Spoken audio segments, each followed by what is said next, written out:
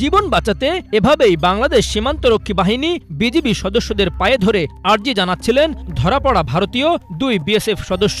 কয়েক মাস আগেও যে বিএসএফ এর সদস্যরা বাংলাদেশিদের গোনায় ধরত না, তারাই এখন সমীহ করা শুরু করেছে। সম্প্রতি ভারতের বর্ডার সিকিউরিটি ফোর্স বিএসএফ এর 2 সদস্য অস্ত্রসহ আন্তর্জাতিক সীমান্ত পেরিয়ে বাংলাদেশের অভ্যন্তরে প্রবেশ করে বাংলাদেশি কৃষকদের ধরে নিয়ে যাওয়ার চেষ্টা করে, কিন্তু স্থানীয়দের প্রচেষ্টায় উল্টো তারাই ধরা পড়েন এবং সেখানে চলে আসেন বিজিবির সদস্যরা।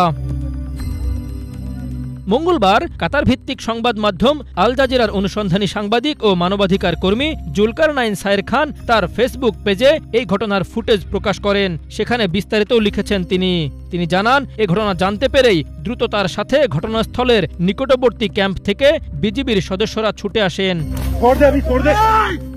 সায়ের জানান, সাধারণ জনতা ও বিজিবি সদস্যরা এভাবেই অস্ত্রসহ ধরে ফেলে 2 বিএসএফ জওয়ানকে।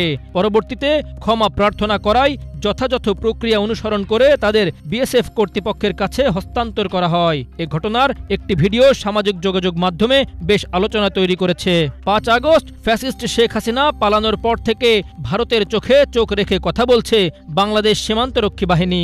কোনো সীমান্তে আন্তর্জাতিক আইন লঙ্ঘন করে বাঁধ ও কাঁটাতারের বেড়া নির্মাণ করতে চেয়েছিল বিএসএফ, কিন্তু বিজিবির বাধায় তা করতে পারেনি। এমনকি সীমান্তে বাংলাদেশি কৃষকদের আতঙ্কে রাখতে কাঁটাতারের বেড়ায় সন্দেহজনক বোতল ঝোলানোর মতো কাজও করেছে বিএসএফ সদস্যরা।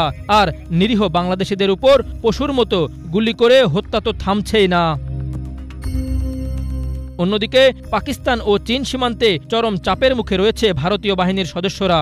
বিএসএফ সদস্যদের প্রতি তীব্র ক্ষোভ ঢালছেন নেটিজেনরা। তবে এই মুহূর্তে 2 বিএসএফ সদস্যকে ক্ষমা করে তাদের দেশে ফিরিয়ে দিয়ে মানবিকতার অনন্য দৃষ্টান্ত স্থাপন করেছে বর্ডার গার্ড বাংলাদেশ।